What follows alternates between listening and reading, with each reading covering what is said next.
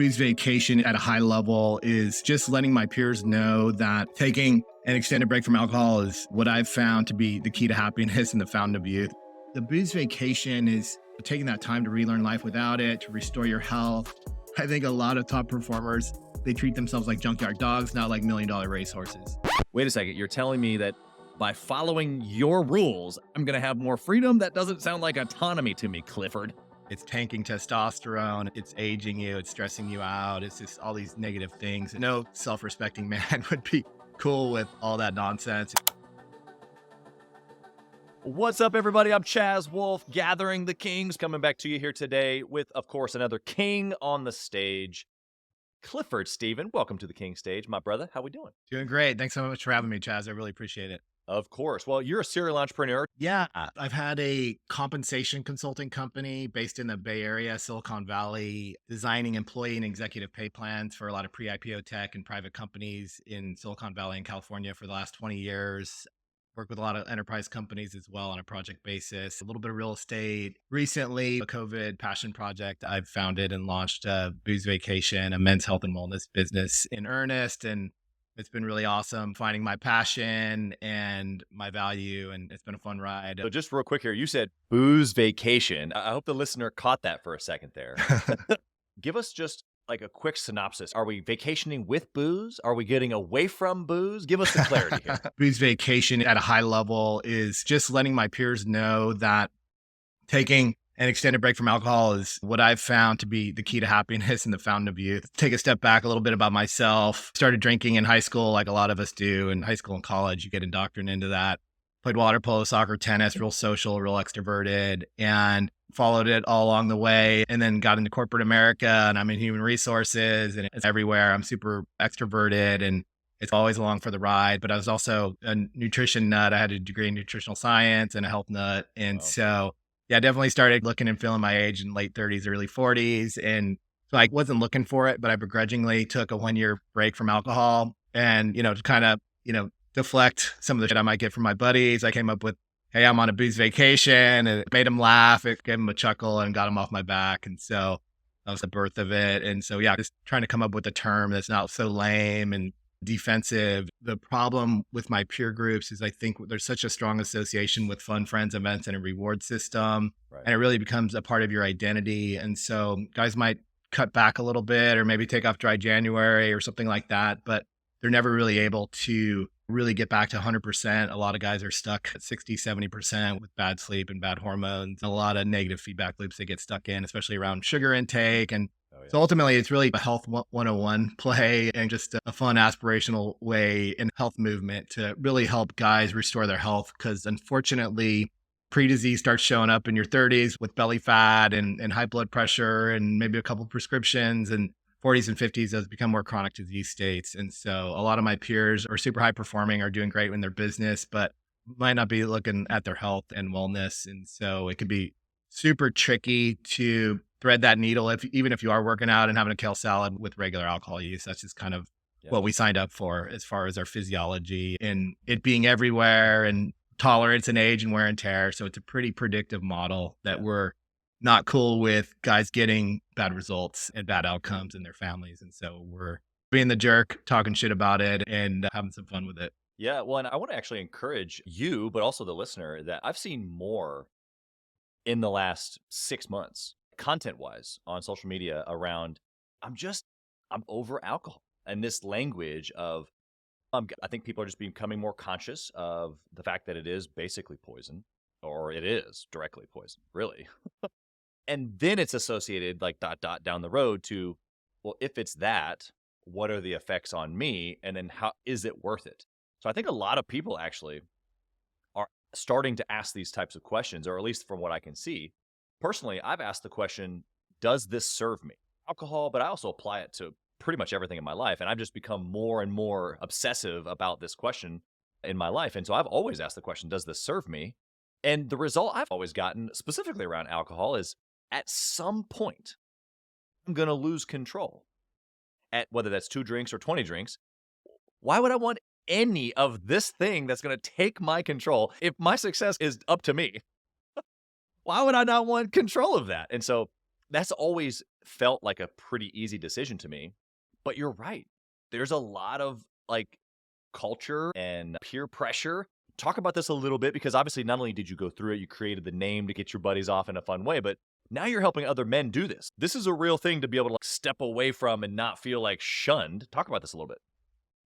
Yeah, and just to quickly react to your story, I mean, you're so enlightened, Chaz. Like when it comes to me and my peers, like this is not our playbook again. I'm 51, and I think the reality is with my peer groups, and I travel a lot. It's just super ingrained in our society. And you've been to a football game, you know the drill. Yeah. But yeah, I mean, as far as the impact, it's been really game changing. And I had some really profound effects to my health and performance in my sleep, in my just my mindset and my body transformation as far as ideal weight. And so I started telling my buddies, and I wasn't even telling them to take a break. I was just saying, hey, I listened to this 4-hour Audible book, super entertaining. It really was eye opening, and it did inspire me to take a break, called Alcohol Lied to Me. And it was really good. And like, my buddies were like, hey, like I couldn't, they didn't even want to have a conversation. And again, these are buddies I've known for decades and really trust and like me. And, you know, at the end of the day, it's a little bit of monkey see, monkey do. And when guys aren't talking about it in meaningful ways, if they're not trying it and if they're not seeing the examples of their buddies doing it and having just as much fun and crushing it with their business and, you know, social life, et cetera, it's just this vacuum, and it's a predictive model. And I'm starting to see a lot of bad things precipitating. And again, these are top performers. They're stud athletes, NCAA water polo champions, like all kinds of like really high performing dudes that just over time it eats away at them. So That's right. I was able initially to get a couple buddies to do it and badger them into doing it. And they just had very similar experiences and found it really compelling. And ultimately, it's not about demonizing alcohol or anything like that. I think it's just the current climate doesn't really provide guys with much of a choice. It's like, hey, you can cut back or you can maybe take a month off. The science states most guys, it's going to take 3 to 6 months minimum just to get their neural circuitry back to factory settings. So their normal day to day, even if they're not drinking every day, just having a few drinks a week is higher stress, higher anxiety, lower mood, and lack of impulse control. And that could take 3 to 6 months to even get back to normal. Yeah. And that's just one thing. It's not even testosterone or your sleep. And so what happens is guys don't really wind up getting a choice. And so they just, other than which brands they drink. And so it's just a really predictive model with really bad outcomes. Ultimately, what happens is guys wind up asking the wrong person because they're stuck at 60, 70%, and that's what they're used to. And so once you get them to 100%, they're gonna be like, oh, this is killer. I'm loving it. I'm crushing it. I've stacked up all these wins. I have no intention of giving these up. And I want to keep rocking this vacation. But you know, again, if you don't take that long enough break to give yourself a long enough runway, to give your body, mind, and time to heal and take that extra time, money, and energy to start chipping away at these things, you're not really getting a choice. We're all about giving the guys the most amount of choice. And again, it's not sobriety. It's not finger pointy. A lot of my peers aren't looking for sobriety. It's interesting. It's a paradox, actually. People feel this similar way when it comes to like their time or their calendar. When I talk to an entrepreneur who doesn't time block or doesn't run their life on a calendar, it's because I want to do my own thing, right? I want to be free. I want to be flexible. But that person is a slave to something else, as opposed to I input on my calendar what it is that I want to do, what's important for me. And so I'm not a slave to the calendar. I'm a slave to me that built the calendar. That person is here. They're blown and tossed left and right because they didn't prepare ahead of time. And so I'm hearing you say the same thing about alcohol. It's like, actually, if you can construct an environment that gives you structure, I guess, it actually gives you more freedom. So through structure, or through maybe some intentionality is really probably a better word rather than structure, you actually have more freedom. Talk about this a little bit, because there's guys listening right now going, wait a second, you're telling me that by following your rules, I'm going to have more freedom? That doesn't sound like autonomy to me, Clifford. Yeah. And that's the beauty of it. You know, obviously, so again, I'm real negative about cutting back and 1 month breaks. Me and my buddies did them all the time. They never worked. We were dry January, and then we're doubling down on Super Bowl Sunday. And so that's the beauty and the feature of Booze Vacation. So a lot of the work is just getting guys to understand what's really going on and how deep that rat hole is when it comes to how alcohol affects you. And once guys get a little bit of awareness and get clued in a little bit, no self-respecting man would be cool with all that nonsense. It's just like I said, it's it's tanking testosterone, it's aging you, it's stressing you out, it's just all these negative things. And so again, it's a gamified kind of lifestyle experiment where you know why you're doing it. You're not cool with it. You don't have to make any lifetime declarations, but you're like, "Hey, I need to test this out. I really like it. It's everywhere and I need to see how this goes." And that's kind of the problem with the shorter breaks. They're very defensive. You're on your heels. You're not really totally convinced, and your buddies are going to smell blood in the water and they're going to be like, "Dude, come on, just have a beer. What the hell's wrong with you?" Yeah. And so again, it's really about playing offense. You're taking these longer breaks. They're like, "Wow, you're taking a 6-month break. You're taking a year break. That's crazy." So some quick blocking and tackling around taking the break and, what to say, and a bunch of killer non-alcoholic beers and a bunch of different stuff you could do to make it easy. But, it's just a whole different game. And what ultimately happens by making that decision that, hey, I'm taking a booze vacation, you're making one decision instead of hundreds or even thousands of micro decisions around alcohol. Right. And there's so much bandwidth and nonsensical capacity in your brain of thinking of, again, just your physiology. You go big on the weekend and then you have all your stuff to take care of during the work week, and you're dragging ass, you're at 50%, you look and feel like crap, and you're lamenting about the weekend, or you're wondering when the weekend's coming along. So you're never present. You're never in the zone. Why would you want to be present when you look and feel like crap? The beauty and the key feature of booze vacation is it's set it and forget it. And you're just kind of forced. You can't sit there and watch the clock and mope around. You have to get after it. And eventually you're going to heal. And it's not about not drinking. It's about massively upgrading your life. Alcohol is negatively affecting your hormones, your sleep, your diet, your gut, your inflammation, your absorption of nutrients, the size of your brain, how your brain is wired. And there's so many things going downhill as you're aging, on top of wear and tear. I know, Chaz, you guys are all about top performance and great business, and that takes a lot of time and effort. And sometimes things go sideways on the side. So a lot of men of success in our alcohol obsessed culture just really wind up, they're making money, but they're not managing the store, and they're really majoring in minor things. And I think a lot of guys will work out and try to do some salads. They'll try to lose some weight, but what they'll find is they're pissing up wind with their physiology, and they don't wind up getting the results because alcohol has you stuck in so many different negative feedback loops that you're not even aware of, that Right. you're just not going to get the result as you age. And so you kind of like, well, I'll just kind of let that go. Okay, I'll just take this pill that my doctor gave me.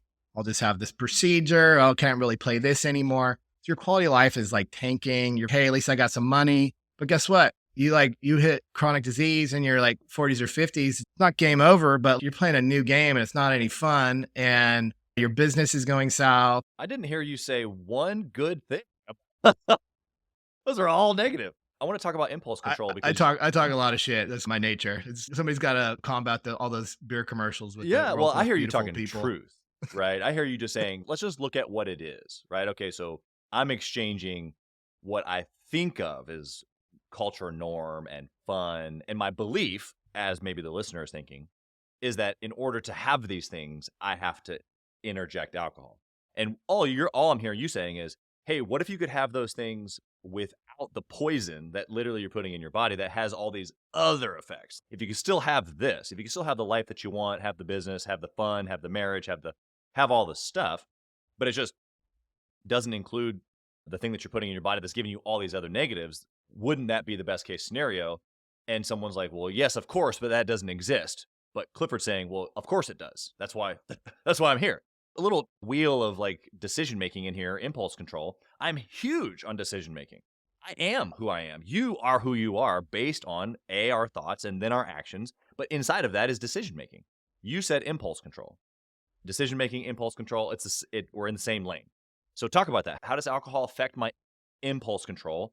And then how does impulse control really help determine the rest of all the other stuff that we're talking about as far as success? Yeah. Yeah. So again, there's a lack of impulse control and discipline. Couple drinks a week on a regular basis. It's referred to as chronic. It's rewiring your neural circuitry. And also it's directly and indirectly affecting and lowering testosterone levels, which for men is really important for drive and performance, libido, but also proper testosterone levels makes doing hard things feel good. And so when you have low testosterone, you have a lack of drive, you're not feeling very good physically and emotionally. and doing hard things doesn't feel good. And which so sucks. again, comfort is killing us, right? It's like, hey, just give me a Starbucks, give me a bagel, give me a beer. It's just always about numbing out. It's really damaging, and over time, that can really lead to bad outcomes because you're very short-sighted. You're in these lowered states, and you're just trying to get back to square. And again, I'm sounding a little bit dire, but I think that's the reality. Even with guys that have it all on paper, and I think that's even it's almost even worse when like when you are rocking like the killer neighborhood and the great car and beautiful family and you got the killer business. So on paper you have it all, but when you look, you peel back the layers, guys are dragging ass. They're out of shape, bad blood work, they're moping around, they're discontent. Hey, kings and queens, Chaz Wolfe. I want to talk to you about something that's super important to me. We put a lot of time and effort, we meaning myself and my team, into this podcast, into the content that goes out every single day.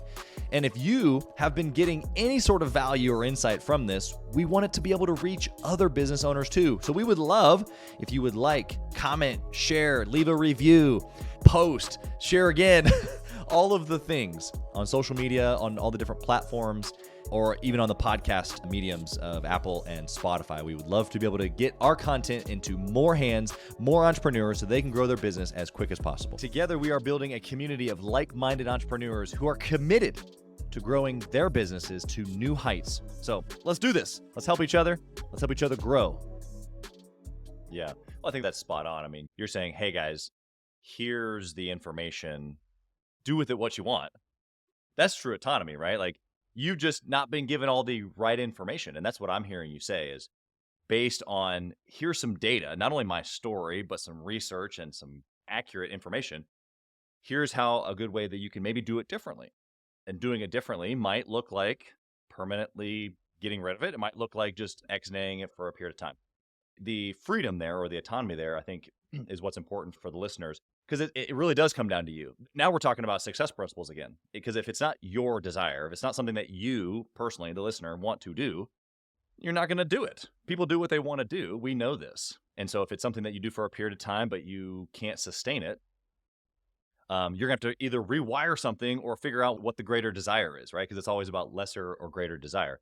I'm hearing you say that the greater desire for you was to perform at a higher level or to get rid of all the negative aging and low testosterone and all the negative effects. And it was like, no, actually the weight of that wasn't worth the few good things that quote unquote alcohol gave me in my sphere of influence. Am I hearing you right? Yeah, at the end of the day, I was working very diligently to have the good effects of alcohol and without the bad. And that's just unfortunately was impossible. And so led me down a rat hole and just spending a lot of time, money, and energy on my sleep and supplements and fitness and diet regimes and just so much time and nonsense that, of not getting the results. And ultimately the epiphany was alcohol's the master key. That stuff all works actually fantastically well. It's just out of sequence. You have to have alcohol on the shelf. You have to put down one thing to get another. And we're not trading one for one. We're trading one for 100. I think people think it's a bigger lift and a bigger ask to really get these massive improvements that I'm talking about. But that's why I'm targeting my peers that do drink regularly but aren't alcoholics, because putting that down and then start working on some basic health and wellness, sleep habits, diet, fitness, different things, you could just get such massive gains and results like so quickly, get the momentum, get pumped up. And to your point, I think when it comes to guys making their choices, there is a big roadblock of, hey, I'm going to lose my identity. I'm not going to be my fun and wild side, and I'm not going to have any friends that are going to do it. And so that's exactly why we created Booze Vacation, because the community is super important. They need to know that they're not like some weirdo. And I think a lot of people drink because, I mean, I know I did, and a lot of my buddies, because like we're still that same guy in high school and college. We're still that same wild guy. And it's like, yeah, that's great. But if you're not surfing and if you're not getting after it, and if you look and feel like crap and your shoulders busted and you got this pill and this side effect, it's like, hey man, you're not aligned there. I've been able to regain my youth. I surfed 10-foot waves for my 50th birthday in Nicaragua. It was sketchy, but I survived and had a great time hanging out with my buddies. And it's really about that quality of life. And like I said, I think A lot of people have a really strong association with their identity, but I think you're a lot more you when you're smarter with your alcohol use, and that's having the ability to put it down for an extended period of time and relearn how to have fun and relax and enjoy life without it. Yeah, I'm hearing two people being affected here, which is really the case in everything in life. But I'm hearing the negatively influenced person is hearing you say, "Okay, it's bad for me. It's keeping me from all these things." XX. Okay, fine. But then the other person over here, probably a little bit more like me, who's positively motivated, and you're telling me that I'm only living at 40, 50, 60%. I would challenge that even and say, if because of the mindset piece that we haven't even talked about that's associated to this impulse control and decision making and success, that they're probably only operating at 10 or 20%. And so if that's true, even if it's 40, 50%, and he is killing it, crushing it, family, cars, house, business, whatever, imagine what it could be, right? And so I think it's one way or the other. It's like you're either motivated to run away from all the negative things, or you're motivated to run towards your potential. Because I'm definitely that guy where you're like, if you were telling me today, and if I drank alcohol, which I don't, but if I'm listening, I'm going, wait a second, there's an easier way to get to the next level. Well, yeah, sign me up for that. Why would I be willing to hold on to something that's like actually keeping me back? And so, talk about maybe that for a second. For guys that have gone through your program, they're in the community, all that fun stuff. Do you see this kind of one guy's running away from the thing and one guy's running kind of towards the thing? Yeah, I think it's different for different people, Sure. but we do try to hit both of those themes. I think oftentimes the stick is a little bit more powerful motivator than the carrot. It's a really neat opportunity to really restore your health and feel your feelings and get a lot of epiphanies and just a lot more time and space in healing your mind and you're quieting your mind. And so it's just really a heck of an opportunity to just tap the brakes and get some insights while you can, because the world's crazy. You got a lot of responsibilities, lots to do. You're trying to have fun, you're trying to take care of business. But I think probably people are more motivated by, again, like nobody wants to leave money on the table. I do talk a fair amount of shit on it, but I don't think people realize the impact it has on their health and how a lot of people are on the red line. And my peers in their late 40s could be months away from a cancer diagnosis or chronic disease. It's super expensive. It's not very effective. Yeah, we have some pills and stuff like that, but ultimately it's so much easier to restore your health than it is to attempt to manage chronic disease, which is essentially just sort of playing whack-a-mole with a bunch of different symptoms and issues. I think a lot of top performers, they treat themselves like junkyard dogs, not like million-dollar racehorses. Yeah. The guy that's listening right now, this sounds good. I know that this is probably not good for me, but a year, I mean, it's just inconceivable to them. Like they're that buddy that was to you, dude, that's crazy. Walk through the year.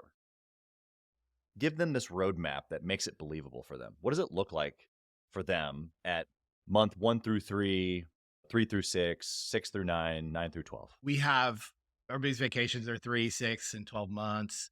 Again, it does depend a little bit about your situation and where you're at and where your health levels are, how much you've drank.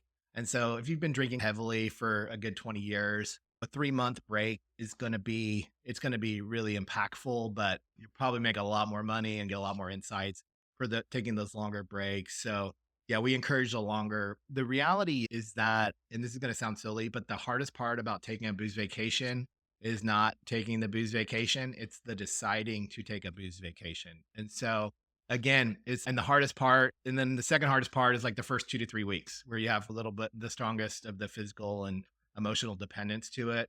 And then the rest is like this again, once you reemerge after that month and your body's starting to heal and you're starting to get, again, you're not watching the clock because it's not anytime soon. It's really just about just getting after it and restoring your health and swinging for the fences and going big. But yeah, I mean, to walk through it. So yeah, we encourage longer breaks. And again, the other obvious thing is I think a lot of people will look at their social calendar and be like, oh, okay, well, I have this wedding and I have this and that. And it's not about like your social calendar. It's like, when do you want to stop rolling the dice with your health? When do you want to get back to 100% and stop and really get after it and really live your life to the fullest? But to step back, obviously you need to know what you're up against and why you're doing it. And so we work a lot on that and related to guys. And again, not finger pointing, but just talking about the realities of that environment and what that lifestyle leads to predictively. But yeah, the first couple of weeks is a little tricky or it's a little boring. You've been kicking the crap out of yourself for, in a lot of cases, decades.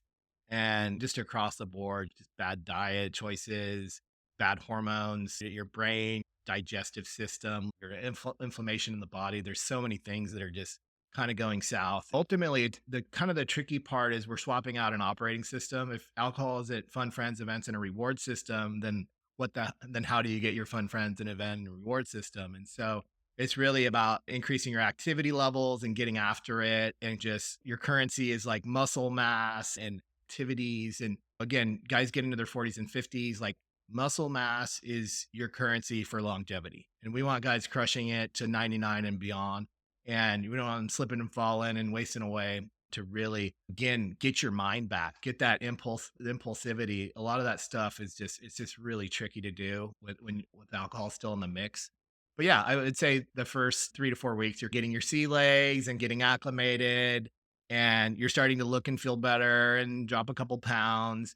And then, yeah, it's really about, again, not about not drinking, but it's really about keeping your foot on the gas. And so start working on your sleep and sleep routines and getting into the gym and working out and getting movement and getting light and dusting off the toys in the garage. And yeah, you're going to be doing different stuff. And yeah, there's going to be a lot of time for personal and professional development, listening to your favorite podcasts, audible books, and still going to parties and trying to like getting a couple at bats. Yeah. Ultimately, you're going to be a light in the darkness. That's And right. a lot of people are going to be really intrigued and you're gonna have a lot of cool conversations. Again, it's not like you have to be a spokesperson for it, but Yeah. there's a real pent up need for this because there's a million dudes out there that could really need this. Yeah. Yeah. The breaking of the cycle, right? And that's truly what success really is. It's overcoming limiting beliefs, breaking cycles, creating new habits or neural pathways to be able to get to where we want to go. And that's what it takes. And so someone might be listening going, I'm sorry, what did you say? Well, let's at least just identify one thing, that alcohol literally is not good for you, but just take a little booze vacation and see what happens. I can tell you from somebody who has been in many social circumstances over my 37 years of life, and because I've never had a taste of alcohol. And so it's been brought up many times. And thank goodness I just have never cared. I just do not care what you think about me. And so I've never had that social pressure of, oh, maybe I should because I want to fit in. I haven't had that. However, the conversation still remains the same, which is it comes up and I have to be ready for it, which is at this point, it's fun for me now because 37 years in, I'm like, I'm ready. What, you want the bazooka? I'm coming at you one way or the other. One thing that I've always referenced back to, which has helped me, not even from a faith perspective, because it's a Bible verse that I'm going to quote. It has nothing to do with that particularly. It has everything to do with what the scripture says. It's in Proverbs. It's Proverbs 31. But he talks about how alcohol is for those that are depressed and trying to overcome grief. But it's not for kings, lest they have too much, make bad decisions, and ruin the kingdom for all these people that they're responsible for. And so it's okay. So as an entrepreneur, you're listening to this right now going, I know maybe you don't think you have a kingdom, but you've got a family, you have maybe an employee or two or 100. They have a family. There's people in your community. Maybe you go to church, maybe you don't. Maybe there's people at your local surfing spot that you're impacting. There are other people counting on you. And when you make bad choices, it affects other people. And so everything I've heard Clifford drop on us today is this is just one particular way that you can make better decisions, like a lot better decisions. He's made a really good case for that. But if I'm just going back to, if I want to be the best version of myself or impact other people, I got to make good decisions, which is in essence the identity piece that we're talking about. Like, I'm a good decision maker. So if I'm a good decision maker, when you offer me alcohol or a lot of other things, I just say, oh, no, thanks.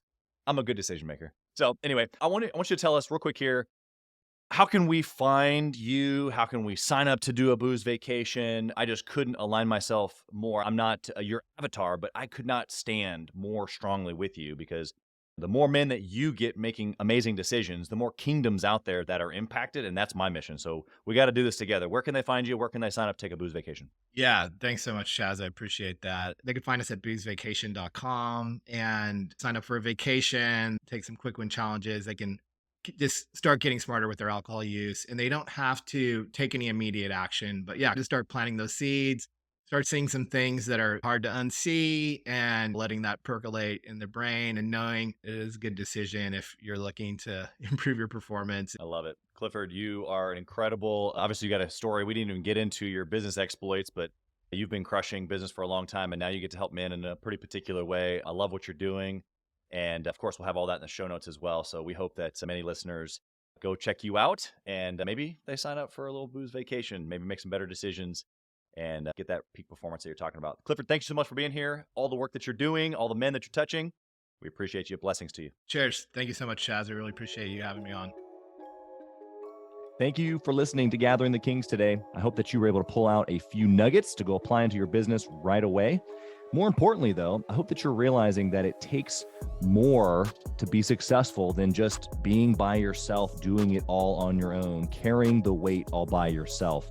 What I have realized, not only in my own journey from multiple businesses and multiple different industries, and now interviewing over 200 or 300 other very successful 7, 8, and 9-figure business owners, is that it's tough to do it alone. And so Gathering the Kings exists to bring together successful entrepreneurs. In fact, we are putting together 1,000 kings, specifically who are grateful but not done.